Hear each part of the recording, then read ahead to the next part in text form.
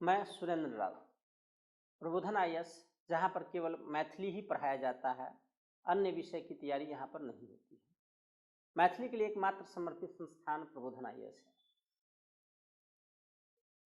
आपको आज मैं इस बात पर प्रकाश डालता हूँ, इस बात से अवगत कराता हूँ कि मैथिली की अनिवार्यता क्या है यूपीएससी बीपीएससी में, इस बात पर प्रकाश डालते हैं। देखिए, यूपीएससी में बहुत सारा सब्जेक्ट है और ऐसा हम नहीं कहते कि कोई सब्जेक्ट खराब होता है। सब सब्जेक्ट अच्छा होता है, सारे सब्जेक्ट से रिजल्ट आते हैं। लेकिन फायदा तो ऐसा संसार में कोई चीज नहीं है जिससे फायदा ना हो और नुकसान ना हो। बुद्धिमानी इसमें होता है कि सबसे ज्यादा फायदा किस चीज में है, इसका चुनाव करना। और इस दृष्टि से मैथिली एक बुद्धिमत्ता का प्रतीक बन जाता है। क्यों बन जाता है? तो रिजल्ट के हिसाब से देखें तो रिजल्ट का यूपीएससी स्वयं परसेंटेज जारी करती है, तो मैथिली का अगर परसेंटेज देखें तो और सब्जेक्ट से अदर सब्जेक्ट के वनस्पत अनुपात में इसका परसेंटेज ज़्यादा होता है। सारे लिटरेचर में भी अगर देखें तो मैथिली का स्थान ठीक ठाक होता है, अच्छा परसेंटेज होता है। और सभी में मैथिली का खासियत यह है कि मैथिली का सिलेबस बहुत छोटा है। इतना छोटा सिलेबस है कि आप 3 महीने में पूरा कर लेते हैं और फिर इसमें कोई जोड़ना और घटाना नहीं पड़ता है। प्रश्न बनता है आलोचक के ऊपर। जितना आलोचक जहाँ होगा उतना ही अधिक प्रश्न होंगे, क्योंकि आलोचक ही ऐसा होता है कि किसी भी विषय को बार बार जिंदा करता है। मैथिली में आलोचक का कमी है, साहित्यकारों का कमी नहीं है। आलोचक का कम होने के कारण से प्रश्न की संख्याएं लिमिटेड हो जाती है। बहुत ज़्यादा प्रश्न इसमें नहीं बन पाता है और बहुत ज़्यादा प्रश्न नहीं हो पाने के कारण अगर आप 2019, 18, 17 अगर किसी भी साल का ईयर का क्वेश्चन उठा के देखें तो 5 साल के क्वेश्चन में सारा क्वेश्चन लगभग 80 से 90% क्वेश्चन रिपीट हो जाता है। लिटरेचर में शायद ही ऐसा कोई पेपर होगा जहाँ पर व्याख्या तक रिपीट हो। मैथिली में व्याख्या तक रिपीट होता है। तो इस हिसाब से मैथिली बहुत छोटा हो जाता है। इसका कारण एक ही है कि यह छोटा सिलेबस है। मैथिली में एक बार तैयारी के बाद इसमें कभी कोई जोड़ घटाव नहीं करना होता है। जैसे दूसरा पेपर आप तैयारी कर लिए, कोचिंग कर लिए, क्लास ले लिए, फिर अगर आपको मेंस देना है, बाय द वे एक बार नहीं हुआ तो अगली बार आपको हर चीज़ को अपडेट करना है।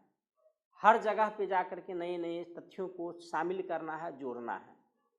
मैथिली में ऐसा कुछ भी नहीं होता है। एक बार तैयारी हो गई तो पूरा तैयारी समाप्त हो गया। विद्यापति कभी पुनर्जीवित नहीं होंगे और आलोचक कोई आ नहीं रहे हैं जो उनको जिंदा कर दे। इस कारण से प्रश्न की संख्या यहाँ पर लिमिट है, बहुत कम है। प्रश्न में अधिक वेरिएशन नहीं है। थोड़ा बहुत कहीं कहीं एक शब्द का हेर फेर हो जाता है, बाद बाकी सारा क्वेश्चन रिपीट ही होता है। तो इस कारण से ऑब्जेक्टिव होने के कारण से नंबर ये अधिक देता है।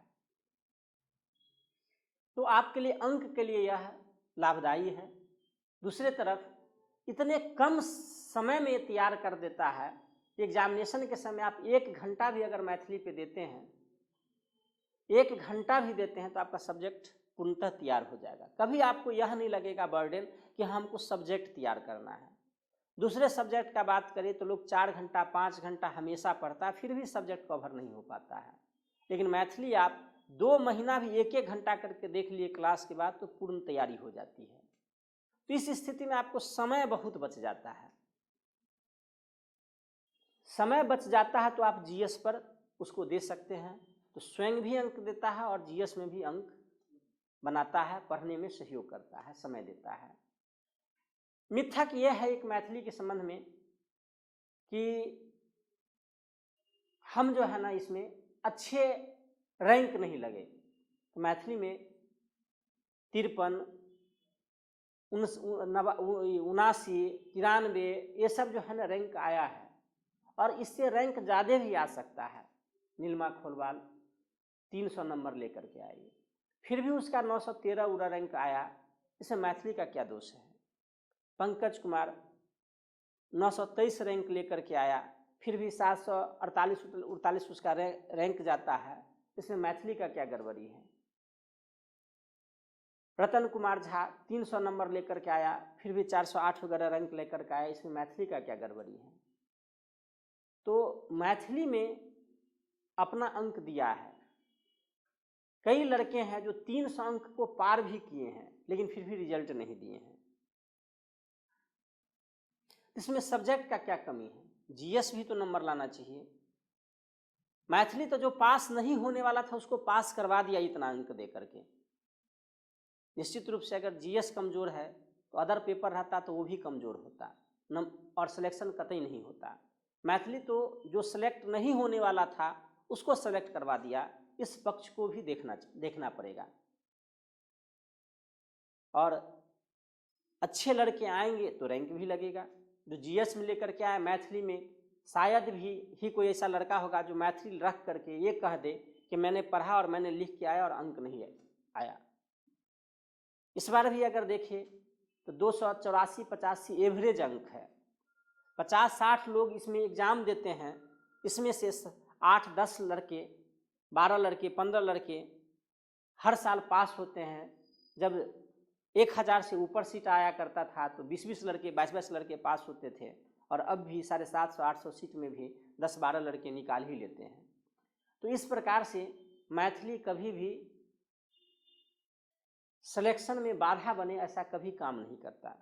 दूसरा मिथक है कि मैथिली हम पढ़े नहीं तो हम कैसे कर सकते हैं। मैं सुरेंद्र राव कभी मैथिली से कोई वास्ता नहीं रहा एजुकेशन लाइफ में।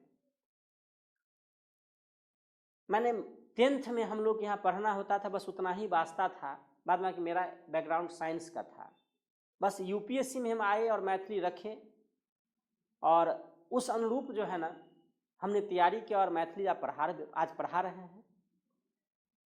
मैथिली में हमने साइंस के अनुसार से ही, विज्ञान का ही प्रयोग करके एक जोड़ तोड़ करके हम एक विधि बनाए जिसमें ग्रामर से कोई लेना देना नहीं है।